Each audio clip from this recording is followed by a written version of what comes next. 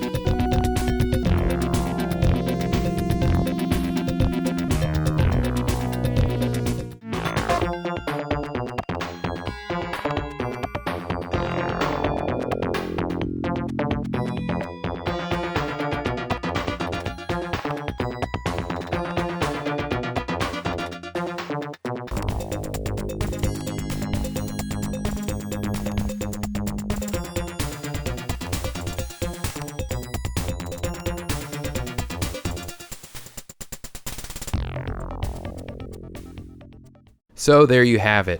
I think this test had some interesting results.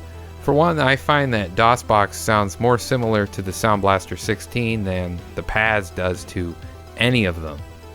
Even looking at the waveforms, the Sound Blaster 16 and the DOSbox emulation almost look identical, whereas the PAZ 16 almost looks like a different song entirely. Overall, I think that DOSbox does a pretty convincing emulation, although I do notice an odd abrasive pinging noise on some of the percussion. Speaking of noise, the PAZ 16 is notably cleaner than the Sound Blaster 16 when it comes to noise, likely due to the usage of better components. Overall, I think they all sound great. The Sound Blaster 16 is a classic and what you'd expect. The PAZ 16 is something different, and DOSbox is good enough for most and is darn convenient. So that wraps up this video. I hope you found it interesting. If you did, I have plenty more where that came from, so check out these videos and sub for more content like this.